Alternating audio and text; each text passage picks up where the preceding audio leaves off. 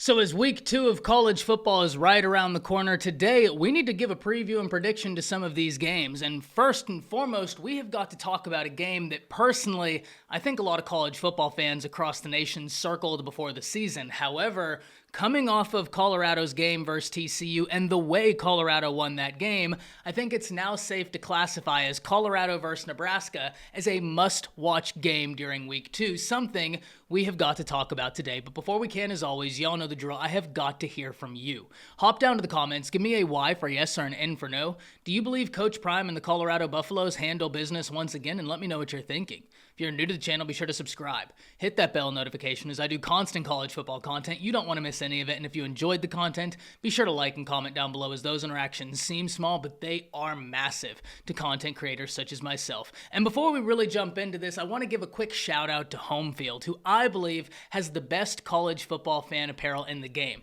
Seriously, if you're a fan of vintage logos, head on over to homefield.com and use code ATTS15 to earn 15% off your order. Once again, that's code ATTS15 for 15% off new customers' first orders. But with that being said, let's jump into this matchup. And this is a really intriguing matchup for several reasons. First and foremost, let's start with the optics, as I am a storyteller, and naturally that's where I'm going to be drawn towards. When you look at Nebraska, you're talking about a program that wants very much to be quote-unquote back. They've been patient, and unfortunately, I have to sit here and ask of more patience for the Nebraska faithful as Matt Rhule makes his entrance as the head coach of the Cornhuskers. Matt Rhule being a guy that has led successful turnarounds in college football before, and there's reason to believe Nebraska can be his next turnaround. If we look across the aisle, we see the Colorado Buffaleos, a team that went 1-11 last year, but made bold moves in the offseason, hiring Coach Prime. Coach Prime comes in there and is doing things his own way, and already we're seeing the results pay off as Colorado beats TCU week 1 as they were 20-point underdogs. And I understand that wasn't the same TCU team, but in that same breath, that's not the same Colorado team either. We need to give credit where it's due, and that was an impressive win no matter what, especially given the circumstances that that team has not had the opportunity to gel together for a full year. Some of those guys came in over the summer. It was very impressive what Colorado did to TCU. But now we need to turn our attention to this game. And one of the things that moves me in college football is when I get to see a matchup of best versus best. And what I mean when I say that is when I look at this matchup in particular, Colorado versus Nebraska, the best part of Colorado's team, in my opinion, thus far, is the offense. The best part of what I've seen from Nebraska thus far is the defense. We get to talk about a matchup of what Colorado does best going directly up against what Nebraska does best. What better place for us to start? Let's start right there. The Colorado offense versus the Nebraska defense. And first and foremost, this is going to be a fun battle of the coordinators. Colorado's offensive coordinator, Sean Lewis, is known for the offenses that he creates being fast, high-powered offenses that are going to affect defenses in a multitude of ways, whether that's through the air, whether that's through the ground. Sean Lewis, when he was the head coach of Kent State, was known for being a thorn in the side of teams because of that offense and because of the pace that offense will go. If we look across the aisle, you see Tony White, someone who ran a successful defense for much of the game week 1 for Nebraska. It was just that the offense did not give that defense any help. You can only ask so much of your defense in college football before it's just inevitable. The other team will probably score. Your offense has got to help your defense and vice versa. We saw Nebraska's defense help the offense through the majority of that game. The offense didn't get it done when the time was needed, which gets us into this game right here. What are the matchups that you need to be watching? First and foremost, the Nebraska DBs versus the Colorado wide receivers and running backs, because something we saw in the game last week was that Colorado is going to get their running backs active in the passing game, and Dylan Edwards is a very, very talented college football player, someone who's going to be a household name by the end of the season. He's going to make his presence known. Let's start there. If we look at the Colorado wide receiver room, they have got a lot of guys, from Jimmy Horn Jr., Xavier Weaver, of course Travis Hunter. There's a lot of different names that can affect the game positively. If we look at the Nebraska DB room, this was a DB room that was successfully putting the clamps on Minnesota through much of that game until the fourth quarter. And then that's when you saw Daniel Jackson make a few really solid plays. However, in fairness, Daniel Jackson, that young man can run a beautiful route. Let's give credit where it's due for Minnesota. That kid right there is a route technician. But the Nebraska DB room held their own through much of that game. They were not an issue. And in fact, in that 3-3-5 defense, it was apparent to me that Nebraska was trying to keep everything in front of them. And I expect that to be a theme in this game. I don't think Nebraska has any intention of letting the Colorado wide receivers behind them. And in that 3-3-5, they'll have a little bit more control of trying to keep everything in front of them so that they can go make the tackles and not get beat deep. However, we do have to acknowledge the talent that Colorado has in that wide receiver room.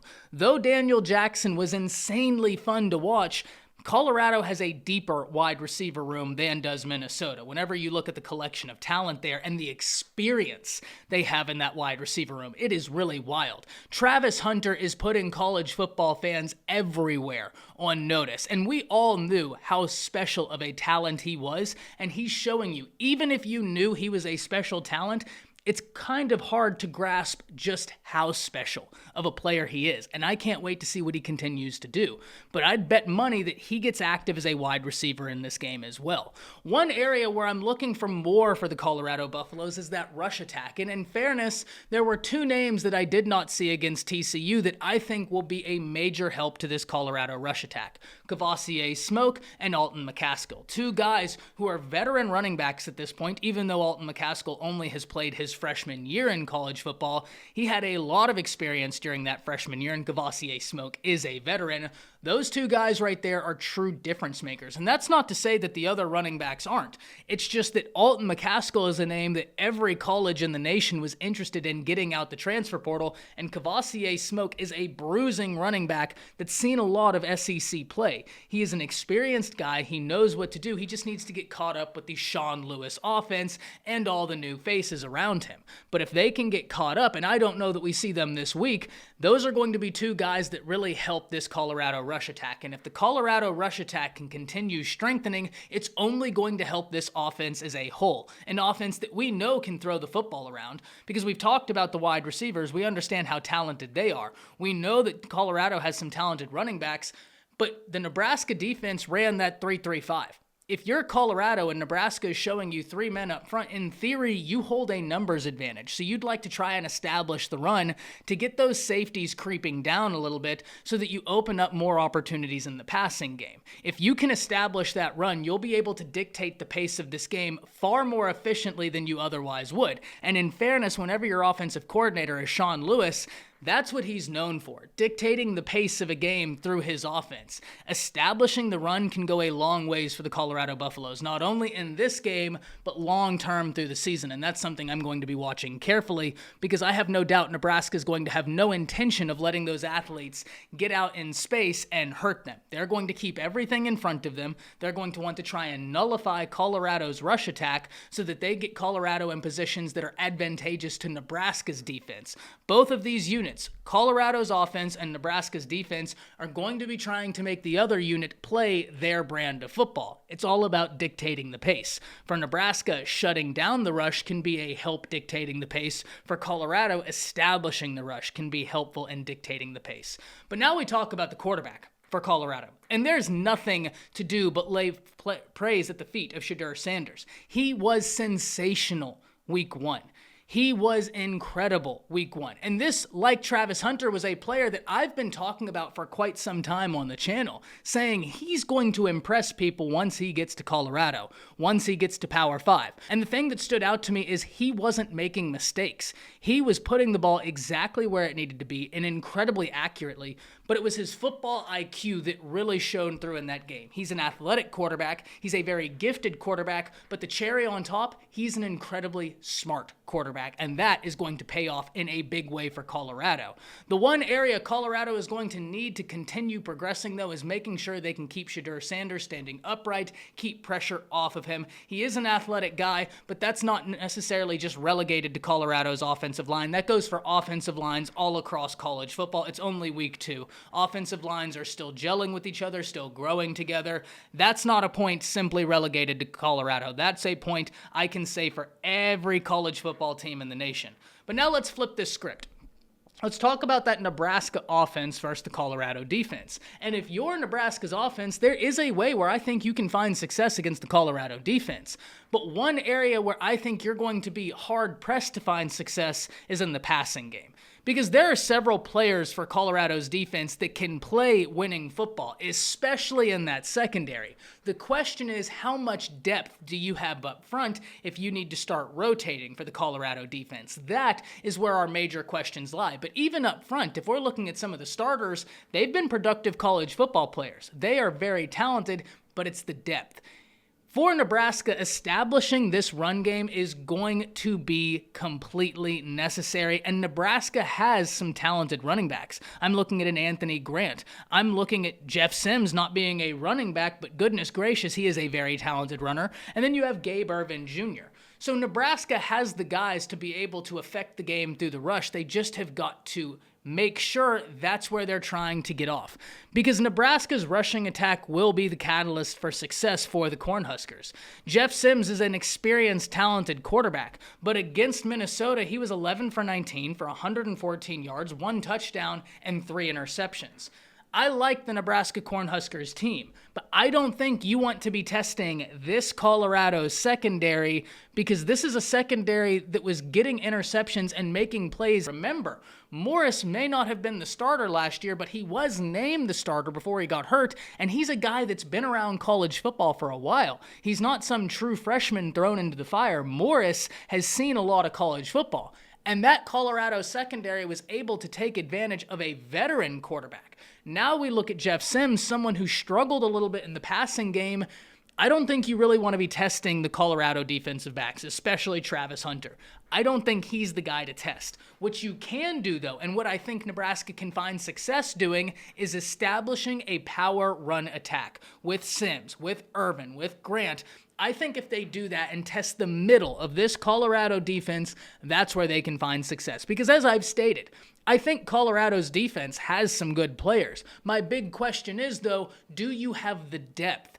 And that's a natural question for a team that just started a rebuild. It's incredibly impressive. Coach Prime got the players he did, and they came out the gate looking as good as they did, but he hasn't even been there a year yet. The level of depth he's been able to establish for a 1-11 team is already impressive, but that is my biggest question for Colorado. What does your depth look like on the defensive front seven? I like some of the starters, but what happens when the 2s come in, when the 3s come in, when you start having to get that heavy rotation throughout the series of a game? What does it look like from quarter 1 to quarter 4? And we just don't have a large enough sample size yet. But even though we don't have a large enough sample size yet, I still think that the Nebraska rush attack can find success against the interior of this Colorado defense. I think they have the guys, and I think they can utilize a power rush attack. Here comes the issue for the Nebraska offense for me, though. If you get in a situation where you get down 10-0 and you're having to rely on a power rush attack, I don't think that's advantageous for success. This is a game where Nebraska has got to dictate the pace of it early, and if they don't, they could be in trouble. Because as much as I am going to have fun watching Nebraska this year, I don't necessarily think this is an offense that can score at the same rate as that Colorado offense led by Sean Lewis. Sean Lewis has a history of scoring a ton of points, and now he's got a ton of dudes out there. Dylan Edwards, Horn, Weaver, Travis Hunter, and Shadur Sant. He has got a ton of weapons out there. This Colorado offense is going to score. Can you score with them? And if you're Nebraska, your defense has got to show up big in this game, but your offense has got to alleviate some pressure from your defense. Luckily for Nebraska, one of the best ways you can nullify what Colorado does best, their offense, by establishing a power rush attack and keeping that offense off the field. That's going to be the name of the game for the Cornhuskers, making sure you dictate the pace of the game and keep Colorado's offense on the sideline. Because if you get into a scoring match, I don't see Nebraska being successful in trying to boat race Colorado. I just don't know that they have the offensive firepower, and I know Colorado has the offensive firepower. They have a running back that can get really active in the passing game and really hurt a defense. They got a lot of talented wide receivers. I think they got some really talented running backs, and they have got an incredibly smart quarterback. So at the end of the day, how do I see this game going? And look, as much as I do believe Nebraska, if you're going to try and find success in this game, it's going to be through the power rush attack. Dictate the pace, keep their offense off the field. I have Colorado winning this game, and the reason is quite simple. It's because as much as I think this Nebraska defense is going to be a really fun defense to watch, you're asking a lot of them if they're having to go out there and win you football games if the offense isn't generating points. And that's exactly what we saw happen against Minnesota. I mean, Nebraska held the lead of this game up until the very end of it and then lost it. The defense did everything they could. It was the offense that let the defense down. And if they get into a similar situation against the Colorado Buffaloes, I don't think they hold Colorado to 13, because I think Colorado has got a lot of top-tier playmakers on that team. So in this game, I'm going to pick the Colorado Buffaloes. I think that the offense that Colorado fields will be able to get an early lead, and if they get an early lead, I just don't think this Nebraska offense is at the point yet where they can play from behind successfully and comfortably. Do I think that Nebraska under Matt Rhule is going to be an improving team? There's no doubt in my mind. I'm really excited for the Matt Rhule tenure at Nebraska. But in this game right here, based on what I saw off week 1, I have more faith in the Colorado offense being able to score on the Nebraska defense than I have in Nebraska scoring as many points as I think it will take to ultimately win this game. And another factor we need to talk about before we get out of here is where this game is being played. It's in Boulder. You have a Sean Lewis offense that runs notoriously fast at altitude. We saw how conditioned the Colorado Buffaloes were. I'm interested in seeing how this Nebraska team handles it, because once you get into the fourth quarter, that defense is going to be tired. And we saw that Colorado offense. They still looked like it was the first quarter. In quarter 4, they were running around and doing so quickly. This is a must-watch game. I have the Colorado Buffaloes finding success, downing the Nebraska Cornhuskers, and what a start to the Coach Prime era. But I can't wait to hear from all of you. If you agree with me, let me know why, and if you disagree, let me know why. Can't wait to see all of your comments. Can't wait for us to watch this game and then talk about it after it's done. Until then, we'll see you.